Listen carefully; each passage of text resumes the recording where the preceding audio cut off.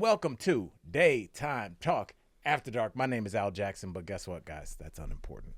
What is important is that I am continued to be joined by two of my favorite people.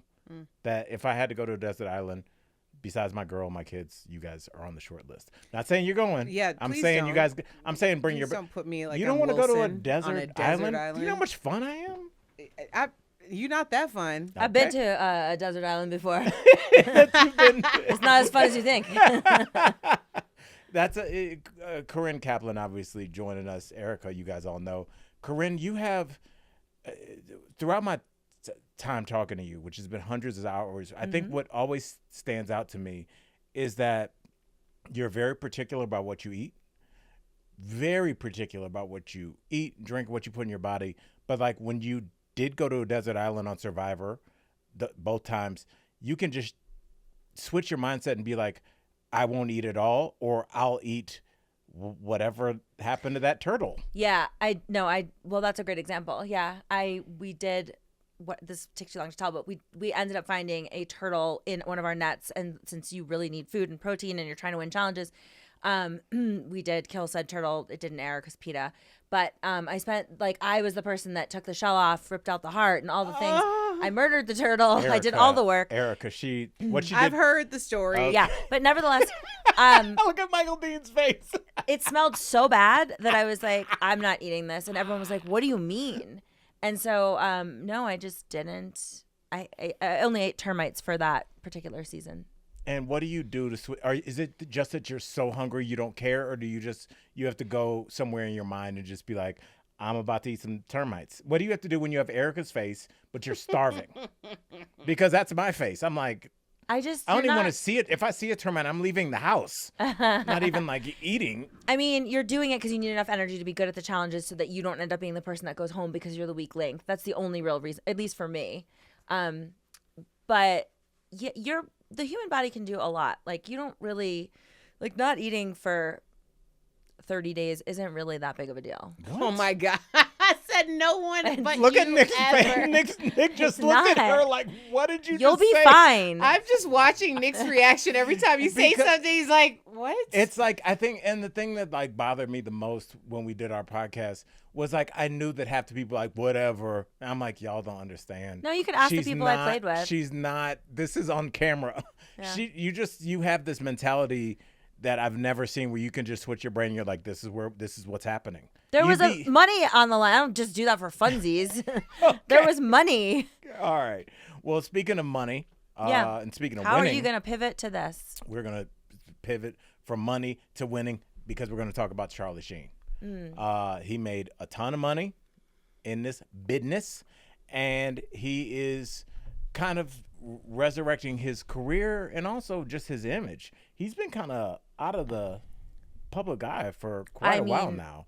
As far as I can tell, he's not doing anything. He just released a book. I don't think he's like somebody's got him on another show like 2.5 Men. I think he just has a book. I think he ran out of money and now he has to do a book deal. I think there's also a documentary. Oh, Yes, I think this is all well timed. okay. You might be right. But you remember kind of the last time that we saw him, he was, before people were talking about mental health in kind of a productive way, he was Tiger's blood, running around. Winning. Yeah, he was kind of the male Britney Spears, the way E was following him around. But Erica, he says that a lot of his struggles that had to do with alcohol, and the things that caused him to drink was that he struggled with stuttering his whole life. And he also revealed that he's been celibate for 8 years. So what do you think about Charlie Sheen's return to, the forefront of America's thoughts? Do you think this will work? I don't know if he's at the forefront of America's thoughts.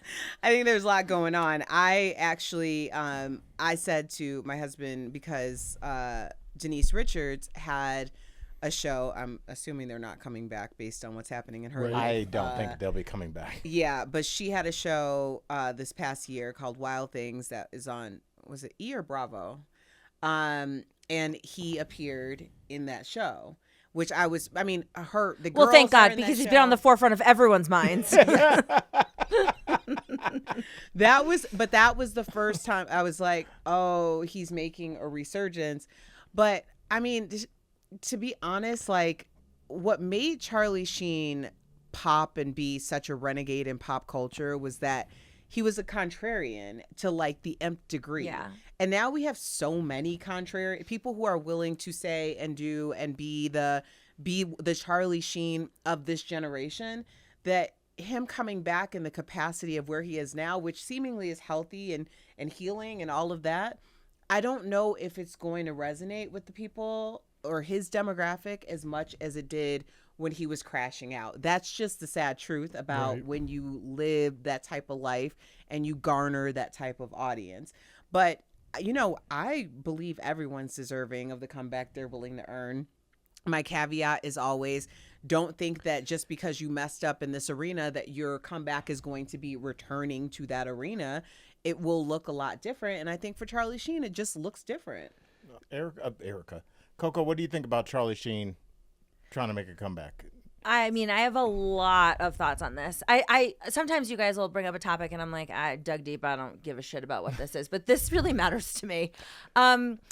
I loved Charlie Sheen, and I specifically loved when he popped off. Like, I didn't get tickets to his tour because at the time he was really touring, like when he was doing his like Winning Tiger Blood tour. I forgot he had a tour. Yeah, I had a lot of friends that went to those shows. I thought he was so... Was that like a one-man show? Yeah, and he was just fucked up. Like, he was really high, and he would just get on stage and just do his shtick, and people went to see him. And I thought he was just like, yes, a contrarian, but he was just like an interesting person, and I grew up on him, and I really liked the more pedal to the metal he went, the more I was like, yeah, this is fun. I didn't mind it.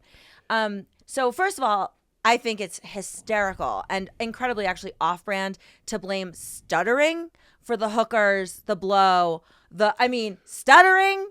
That's all you got. But you couldn't. It's the pipeline. Right. The stuttering, I started think the straw is the the alcohol, and then he became an addict. And Well, I would love it. I would love to know the percentage of people who stuttered and then resulted in a Charlie Sheen-esque evolution. And that's really funny to me. I was very saddened that he is celibate for 8 years. I think that was that's unnecessary. He shouldn't have, does that end? Are you celibate the rest of your life? He sounds like he's living a miserable existence, and it makes me so sad for him. I didn't like reading that at all. It seems like there's a lot of celebrities that are celibate. Well, I think in order to get to a point that Charlie Sheen did, you have exhausted every possibility. You have done everything and everyone twice. So my first thought about his celibacy was that it might be biological and based on all of the drugs in his history that was very public. Oh. That it may not be 100% voluntary. You're saying that's a strike at the factory? Maybe, and that wouldn't be shocking. Right. It really wouldn't. Yeah, but that's fixable. Well, it depends on what the thing is. It can also be that sex or, compulsive sexual behavior leads to could be, triggers. Like so a if you're trigger. trying to be sober, and you are a sex addict, I'm not saying Charlie Sheen is or is not, but you try to abstain from those triggers or those behaviors in order to not get back on that train. So what's speak. interesting? That's a great point. But I think also when you get to the extreme of what it takes for you to feel that type of pleasure, there's generally something in his case that's leading you there. So if you're not doing that something that's leading you there in terms of drugs, alcohol, whatever else you're doing, then you may not be able to do it or get that type of enjoyment from it. It's just interesting because a lot of the people I know that are sober, or have been sober their whole lives, they almost took all the energy people put into drinking and partying. And those are the friends of mine that are open, oh yeah, I go to swingers clubs every 3 nights a week. They put all of that into sex. So it's interesting that you don't have the sexual component or the alcohol or the drugs. What is he doing? I'm just So what? as a sober coach, come, what's going on with you? How are you filling your day? The documentary came out on Wednesday, I need aka to watch Charlie it. Sheen, and we also have his memoir, which came out on Tuesday. And the memoir also has a very unoriginal name. It's like the Sheen book. The Book of Sheen. Yeah, like stupid. A memoir. Please, somebody help this man. Get him back on drugs. This is very bad. He's lost all of the mojo he had. I have heard, and this is a theory that I heard. I'm not agreeing with it. I've actually done better since I stopped drinking. But people say a lot of musicians, especially, once they get sober, they're unable to write music. Like write good songs. Yeah. And I mean, if you look at your record collection, come on, dog. Everyone knows you're like, I remember hearing Big Boy from Outkast say, Andre 3000 said that they didn't remember 1 second of their first tour. So their second tour, AT Aliens with Elevators, Me and You, all them tracks, they were sober for that tour because they didn't remember their first tour at all. Well, get And a so, videographer. Yeah. I'm not interested in sober touring. Come on. I think sober touring just turns into business where you're just like counting your merch sales, and it's a different tour, probably more productive, more lucrative, but people don't drink and get high because it's not fun at sometimes. It absolutely is. I mean, I've done it. It's fine, but I get why I stopped. I do have to say, all of that partying and all of that drug use and all of his shenanigans or shenanigans. Yeah, that would have been a good book name. That would have been a better book name. God. But have definitely left for a lot of material because, he's got all of that to go through: drug addiction, partying, multiple divorces, his near-death experiences, his crack-fueled encounters with men. That I think are a revelation that people haven't heard about, all the HIV stuff and the blackmail that followed. I mean, he's got a lot to talk about. Mm-hmm. And I don't think he probably would have as much to talk about had he been sober that whole time. Right. Nobody's reading that book. Yeah, He obviously. just smoked some crack and he's like, hey, chapter 8. I mean, all right. Well, good luck to him. And speaking of good luck, we're going to talk about a guy that was a master of all trades, and that's Aziz Ansari. What's the name of the show? Masters of None. That's what I meant. The exact opposite. Master of trades. None, all. I didn't watch TV for about 10 years. It was really good. Was partying my face off. I can honestly say It was really good. I took my Lamborghini and that is my body, and I drove it 110 miles an hour for like 10 years, and then I was like, we're just gonna stop this. But I don't remember any shows that came out.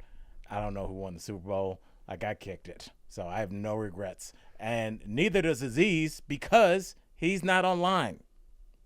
Erica, he says, I was like, what kind of hard turn was oh, Erica, I'm always coming in.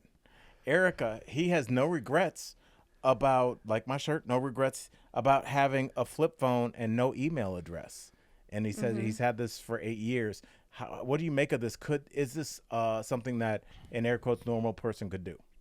I love this for him. I think that I still cannot believe what he endured during the beginning of the Me Too movement. I think that was horrible. One of the most egregious miscarriages of justice. Honestly, to this day, I remember so many. That story out of all the like, it's probably top 10 of all the stories that I remember because I could not get over how this was happening. That being said, if I were him, I would make sure I insulated myself from the world as well. I love this. It's like a running joke amongst like pretty much everyone in my life about how non-communicative I can be. At times, and it's an energy thing. Like, as I've gotten older and like the more communication comes in, it really does, it spins me out. Do you turn your phone off ever? I don't turn my phone off because I feel like I might miss something important. It's like, because I react like very strongly. Like, my mom just told me, and when she called me, I was like, are you okay? Because she's like calling and texting me. Because my mind automatically goes to like the worst case scenario. So I can't completely detach, but it's so much energy and a lot of it requires something of me, and I get burnt out. Like, I've been the past year since DBL ended has been the strangest purge for me. Like, I'm literally going on a 4-day therapy retreat because my body has been unable to like regulate itself for a year. Because for 7 years, and God bless the experience, I'm still so appreciative of it. But every year you're walking into a studio not knowing what the energy is going to be, what the story is going to be, how you're going to, like, I'm an empath. So I'm like carried and shoved all of that in for 7 years. And for the past year, I've been trying to like just figure it out to like purge that out of my system. So I can understand people, you know, wanting to be off the grid, but it's a conundrum because how do you continue on in business and make money if you don't have access to digital media? Right. Like, Well, luckily we have somebody that's been off the grid for extended Yes. amounts of time. What's the longest, like, when you did Survivor Yeah. and The Amazing Race? Like, what are we talking about in terms of like turning your phone on? Yeah. Was like how much time passed? So everyone has to give their phone up. For Survivor, you are gone for 45 days. You give your phone the second you get there for the first week of press before you get brought to location where you shoot for 39 days. And then you don't get your phone back until you land in America and they release you. So they give you your phone in a plastic bag, which is usually dead at that point. Yeah. And so it's really hard to coordinate that pickup where they once they've done with you, they're just like, they communicate with your family about picking you up, and then you got to hope your family finds you because your phone's like not. oh my Oh, gosh. wow. Yeah, they don't care about you. But You Amazing have to buy a Race. $70 charger from the airport Yeah. pantry thing. Yeah. And so, but Amazing Race is a little different in that because they do like the final leg of the race. Once that is done, that night, everyone stays and parties at the hotel. It was like a shithole in Detroit. It's not like anything like extravagant. And they gave us our phones back that evening instead of the next morning on the flight home because they don't care. Amazing Race is a little different because obviously it's taking place like in the world and like people can see that and like the spoilers are there. So they gave us our phones back, and when they gave, I love not having my phone. So they give Eliza, my partner, and I our phones back. Shout out, Eliza. In the little plastic bag, and she's like, ugh! And so she plugs it in immediately, and she's like, ah, and I go, and I just take my plastic bag and I just throw it on the bed, and she goes, what are you doing? And I said, no one knows that I got my phone back. No one knows I'm coming home till tomorrow. I have one more day of not having a phone, and she couldn't wrap her mind around that. And I was like, I have no interest. If there's any way I could, you know, every once in a while, like I'm doing a documentary on ayahuasca in November, and I will be out of communication for, 7 to 10 days. It's a short filmed thing. But I'm so excited to do that because I get to be like, sorry, there is no option for me to communicate at all. It's lovely. And I think that it's a beautiful thing. But what he mentions in that article is that he's lucky. He has an assistant that, like, if you don't have that, like Erica's saying, I can't run my life without, I'm the only breadwinner in my one person household. Like I gotta respond to some shit. Yeah. Our breadwinner's taking the week off. So yeah. So's our stomach. Like yeah. if Excel Energy needs to reach me, I've got to communicate. So honestly, what you described when you said Eliza turned her phone on and you didn't, you were like, I have one more night with my phone. I was like, she didn't want to go to the party. That could be a movie premise. That's how much I would like just going through your night without your phone. Like, what would you do? Mm-hmm. I think about stories my dad would tell me. Obviously, there was no cell phones back then, or really barely any pay phones when he got out of the Army. But he said he just drove around the country and hustled guys in pool. And I was like, the freedom, what a life he lived. And then he became a lawyer. Like instead of just my dad now would have, if he did that when he was 20, he'd be like a van life person, like going to JJ's bar, gonna hustle some more rubes, and it's just like, not rubes. I just like that he didn't feel the need to do, like he couldn't, but just like that freedom to just feel like you're just out in the world, win or lose. Yeah, I will say this. This is, people have like their barometer, like their goal of saying, yes, when this happens, I've made it. It's generally like a house, a car, maybe a supermodel. My I've made it moment will be having a full-time team, not one person, of someone who just goes through all of my social media, reads the things that they deem are important to me. I dictate a response. They give me a temperature check of if it's hot or cold based on what is important to me. They go through all of my emails. They go through all of my communications, and they just filter every single thing to me according to what the priorities are and what's the most important. I think that's AI would be- Gemini. Hold on. That's just SAR. Yeah. Oh, that's my girl. Yes. What you're describing is SAR. SAR is my girlfriend. I will ask you this, Corinne. How did our interactions change once SAR took everything over? There was responses. I just check I mean, out. at one point she was like, he has like 5,000 unread emails, Corinne. And I was like, what? I mean, he didn't, when we got picked up by a That's network, not funny. he didn't know. That's something you should be aspiring to. I don't know how to check it now. Not It's too putting late. it on your girlfriend. She's good at it. Well, there's a lot of things she's probably good at. She likes it. I don't know if I that's don't know true. if she likes She it. does. I think she's. I don't know. You better. She's really You good. better tap because in. she. It's funny because she's not a social media person. No. She does not care to post on her own. It's but so she's strange because she loves it so much. Yeah. You would think that she'd be making a living off of social media. she's so good at it. But like when we get home from anywhere, like if we have dinner at your place, she's checking my Instagram that she posted before we walked in to be like, oh, 200 people looked at it. Like she's really interested in it. But I think she likes that my account doesn't involve her, but it 100% involves her. So she can kind of like the sorcerer over the eyeball thing. What do you call that? What do you call the globe? Yeah. I know what you I'm mean. What's that thing? What's the damn thing called? Tell me. The seeing eyeball. I know. I don't know. Don't you guys go see psychics and other nonsense? I do. don't know She anything about a doesn't. seeing eyeball. I didn't see her at Psychic Con this year. Oh, have you seen any psychics since we've talked to Corinne? Because you went to one that you recorded under the I table. did. And I asked her if I could record it. It wasn't under the table. Oh, well, she shouldn't have allowed you to. She should not because have. it was. I've never seen like a psychic neg, like their person. It's like maybe it's your fault. Yeah. Maybe your boyfriend left because you don't know how to. I was like, is this his new girlfriend?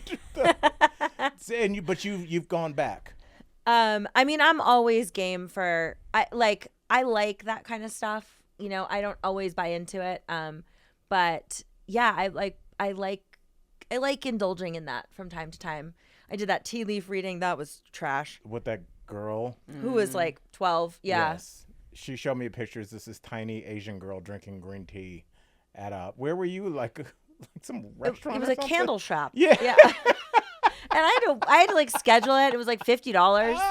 Yeah. Insane. Yeah. Yeah. Oh God, Erica, have you had a reading lately? Yeah, I've actually had a couple.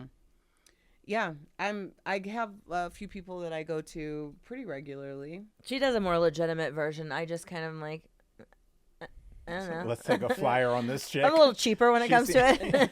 Michael Dean, have you ever gotten a reading? I feel like I got one this past winter. What you feel? Yeah, you I got mean, one? like I don't recall what she said, but I was in Kona, or I was on the Hawaiian Islands, and it wasn't Kona, but it was the other Hilo, and there was a medium there who read my star charts. It was a lovely experience, and I can't tell you anything about it, but she did seem like she had been like possessed by a Hawaiian spirit.